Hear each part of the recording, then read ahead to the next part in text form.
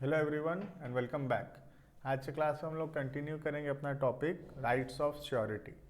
ऐसे तो हम लोग कॉन्ट्रैक्ट ऑफ इंडेमनिटी पढ़ लिए थे, गारंटी पढ़ लिए थे और दोनों के बीच में डिफरेंस बिटवीन भी ऑलरेडी कवर हो चुका है। तो जो भी बच्चा पिछला वीडियोस नहीं देखा है, पहले काम करना, पिछला क्लासेस देख लेना ताकि ये समझ में आए, क्योंकि ये कम्प्लीटली लिंक्ड है।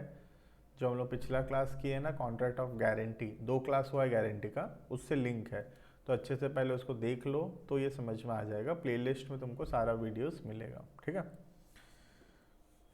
और इसके अलावा हम लोग यूनिट नंबर 1 पूरा 2 3 सब कुछ अपलोड कर चुके हैं ऑलरेडी। तो जो भी वो वीडियोस भी देखा नहीं है अब तक, वो देख सकता है वहाँ जाकर, ठीक है। बाकी भी जितने सब्जेक्ट्स है सैम 1 के सारे अपलोड हो चुके हैं ऑलरेडी।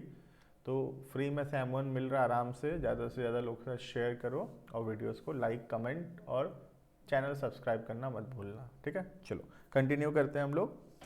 हेडिंग है rights of a surety. Surety कौन था याद है? Who was a surety? जो व्यक्ति गारंटी दिया है, the person who has given guarantee. जो व्यक्ति गारंटी दिया है वो व्यक्ति कौन है? वो व्यक्ति है श्योरिटी, ठीक है। तो हम लोग यहाँ पढ़ने जा रहे हैं कि एक श्योरिटी का क्या अधिकार है, क्या राइट्स है against creditor, against debtor and against other को श्योरिटीज। याद है अदर को श्योरिटीज, जहाँ पर एक से ज़्यादा लोग मिलकर गारंटी दिए हैं, ठीक है। तो एक एक करके पढ़ेंगे। सबसे पहला है right against the principal debtor. ये प्रिंसिपल डेटर कौन है? जो लोन लिया था, जिसके बदले हम लोग गारंटी दिए हैं, ठीक है, उसके अगेंस्ट एक श्योरिटी का क्या अधिकार है? सबसे पहला राइट ऑफ सब्रोगेशन। ये क्या होता है भाई सब्रोगेशन? आओ रीड करते हैं, पता चलेगा। Where a guaranteed debt has become due or default of the principal debtor to perform a guaranteed duty has taken place, the surety upon payment or performance of all that he is liable for is invested with all the rights which the creditor had against the principal debtor. ये सबसे important, जो अधिकार creditor का था against the principal debtor, वो सारा अधिकार अब किसको मिल जाएगा? श्योरिटी को मिलेगा। क्योंकि लोन कौन लिया था? डेटर। लोन दिया कौन था? क्रेडिटर। तो क्रेडिटर का अधिकार था डेटर के अगेंस्ट कि पैसा रिकवर करना, पैसा नहीं दे रहा है तो केस फाइल करना, ये सब अधिकार था क्रेडिटर का। अब जब श्योरिटी पैसा दे दिया है, प्रिंसिपल डेटर नहीं दे पाया तो श्योरिटी पैसा दे दिया। तो अब जब श्योरिटी पैसा दे दिया है तो राइट ऑफ सब्रोगेशन बोलता है कि क्रेडिटर का जो अधिकार था, जैसे क्रेडिटर का अधिकार था केस फाइल करना, पैसा रिकवर करना, ये अधिकार अब किसका होगा? ये अधिकार अब बन जाएगा श्योरिटी का, ठीक है। This right is also known as right of subrogation. इसी को बोला जाता है राइट ऑफ सब्रोगेशन, ठीक है। It means that on payment of the guaranteed debt or performance of the guaranteed duty, the surety steps into the shoes of the creditor। मतलब creditor का जो भी अधिकार था, वो सारा का सारा अधिकार, सारा का सारा राइट्स अब किसका होगा? श्योरिटी का, ठीक है। इसको बोलते हैं राइट ऑफ सब्रोगेशन, ठीक है। Next, implied promise to indemnify surety. अब तुम खुद सोचो, जब डेटर पैसा नहीं दे पाया, प्रिंसिपल डेटर पैसा नहीं दे पाया, तो श्योरिटी पैसा दिया, प्रिंसिपल डेटर के बदले श्योरिटी पैसा दिया, तो ये श्योरिटी का अधिकार बनना चाहिए कि नहीं कि वो प्रिंसिपल डेटर से पैसा कलेक्ट कर सके? ऑब्वियसली ये अधिकार मिलना चाहिए श्योरिटी को। तो ये बोलता है कि ये क्या है? This is implied. ऐसा भी नहीं है कि लिखना जरूरी है, एक कॉन्ट्रैक्ट के अंदर ये इम्प्लाइड है कि अगर श्योरिटी गारंटी दिया है और श्योरिटी को पैसा देना पड़ता है in the default of the principal debtor, then surety के पास ये अधिकार है कि वो पैसा वो रिकवर कर सकता है from the principal debtor. Clear है? देखना, in every contract of guarantee there is an implied promise, मतलब बोलना लिखना भी जरूरी नहीं है, इम्प्लाइड है ये, ठीक है। Implied promise by the principal debtor to indemnify the surety. तो ये इम्प्लाइड है कि प्रिंसिपल डेटर जो है वो इंडेमनीफाई करेगा किसको, श्योरिटी को, क्योंकि श्योरिटी उसके बदले पैसा दिया है, तो ये अधिकार बनता है कि श्योरिटी से वो पैसा श्योरिटी को पैसा रिकवर कर पाएगा, श्योरिटी किससे, डेटर से, ठीक है।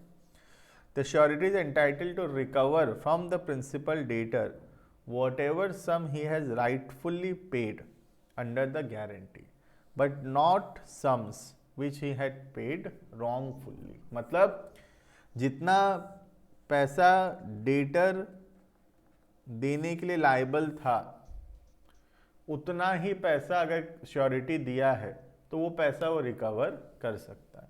लेकिन कुछ पैसा अगर डेटर देने के लिए लायबल ही नहीं था, डेटर को देना ही नहीं था, लेकिन श्योरिटी उसके बदले दे दिया है, तो श्योरिटी वो पैसा रिकवर नहीं कर पाएगा। ऑब्वियस सा बात है, डेटर, तुम डेटर की जगह सोचो ना, तुम अगर डेटर हो तो तुमको जो पैसा देना था तुम नहीं दे पाए, तो कोई और दे दिया तुम दोगे। जो पैसा तुमको देना ही नहीं था वो कोई और दे देगा, तो हम थोड़ी उसको देते फिरेंगे फिर। समझ में आ रहा है? तो जो राइटफुली दिया है उसके लिए अधिकार है, लेकिन जो रॉन्गफुली दिया है उसके लिए उसका अधिकार नहीं है। क्लियर है? This is right against the principal debtor, ठीक है। उसके बाद ये कुछ एग्जाम्पल्स है, एग्जाम्पल खुद से रीड करना, ठीक है। पीडीएफ डाल दूंगा मैं, अपलोड कर दूंगा पीडीएफ, ठीक है, उसका चिंता मत करो। बाकी तो स्क्रीन पे भी दिख ही रहा है, तुम पॉज करके भी नोट डाउन कर सकते हो इसको, है ना। प्लस नोट डाउन करोगे तो तुमको थोड़ा ज़्यादा याद भी रहेगा, ठीक है। देखना next, right against the creditor. Creditor के अगेंस्ट क्या अधिकार है, किसका, श्योरिटी का। What is the right of the surety against the principal creditor. Creditor मतलब याद है जो व्यक्ति लोन दिया है, बैंक, जो हम लोग हमारे एग्जांपल में जो बैंक था, ठीक है। देखना, surety is right to benefit of creditors securities. A surety is entitled to the benefit of every security which the creditor has against the principal debtor. तो डेटर का अगेंस्ट जो भी अधिकार है एक क्रेडिटर का, वो सारा का सारा राइट्स किसको मिलेगा, श्योरिटी को मिलेगा। ये तो हम ऊपर ऑलरेडी देख लिए थे। At the time when the contract is suretyship is entered into, whether the surety knows of the existence of such security or not, and if the creditor loses or without the consent of the surety parts with such security, the surety discharged to the extent of the value of security। बोल रहा है कि जो security रखा है कौन, principal creditor, जैसे कुछ गिरवी रखते हैं, ठीक है, तो जैसे क्रेडिटर उसको बेच सकता है पैसा रिकवर करने के लिए। अब सपोज श्योरिटी पैसा दे दिया क्रेडिटर को, तो अब वो सिक्योरिटी के ऊपर किसका अधिकार है, श्योरिटी का अधिकार है, ठीक है। तो अगर श्योरिटी पैसा दे देता है क्रेडिटर को, तो क्रेडिटर के पास जो भी सिक्योरिटीज होगा उसके पे किसका अधिकार आ जाएगा, श्योरिटी का, ठीक है। अगर क्रेडिटर कोई सिक्योरिटी रिलीज कर देता है without the concern of the surety, एक तो श्योरिटी तुमको पैसा दे रहा है, तुम खुद सोचो ना, क्रेडिटर को एक तो पैसा मिल रहा है श्योरिटी से, ऊपर से क्रेडिटर जो सिक्योरिटी भी रिलीज कर दिया, सिक्योरिटी भी वापस कर देगा डेटर को, तो श्योरिटी तो बेचारा फंस जाएगा ना। तो लॉ क्या बोलता है कि क्रेडिटर जो है वो अगर कोई भी सिक्योरिटी रिलीज करता है तो श्योरिटी का लाइबिलिटी उतना से कम हो जाएगा, मतलब वो श्योरिटी पैसा देने के लिए लायबल नहीं होगा। क्लियर है इतना? समझ में आ गया ना। जैसे कि एक एग्जांपल में अगर हम लेंगे तो जैसे 2 लाख का लोन दिया है बैंक, ठीक है, और कोई बिल्डिंग गिरवी रखा है साथ में। अब सपोज ए को लोन दिया था, ए नहीं चुका पाया, तो बी लोन का पैसा चुका दिया, तो अब ये बिल्डिंग जो है किसका अधिकार होना चाहिए इस पे, बी का ऑब्वियसली। तो यही लॉ बोलता है कि बी का अधिकार होना चाहिए। अब अगर बैंक बिल्डिंग को रिलीज कर देता है बिना बी से पूछे, मॉर्गेज वापस कर देता है, तो इसका मतलब ये है सिंपली कि बी पैसा देने के लिए उतना रुपए लायबल नहीं होना चाहिए, क्योंकि वो तुम्हारी गलती है, क्रेडिटर की गलती है वो, तो उसके लिए श्योरिटी लायबल नहीं होगा। क्लियर है?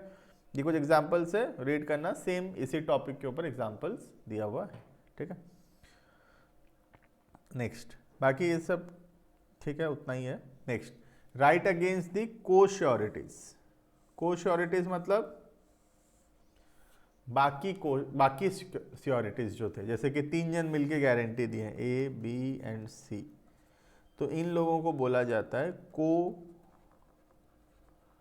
श्योरिटीज। जहां एक से ज्यादा श्योरिटी है दैट इज नोन एज को श्योरिटीज। ठीक है, देखना, को sureties meaning when the same debt or duty is guaranteed by 2 or more persons, जब 2 या 2 से ज़्यादा व्यक्ति गारंटी दिए हैं, 2 or more persons, such promise are called as, such persons are called as co-sureties। ठीक है, ना पहला, co-sureties liable to contribute equally। Normally तो इक्वली लायबल होंगे पैसा देने के लिए, है ना।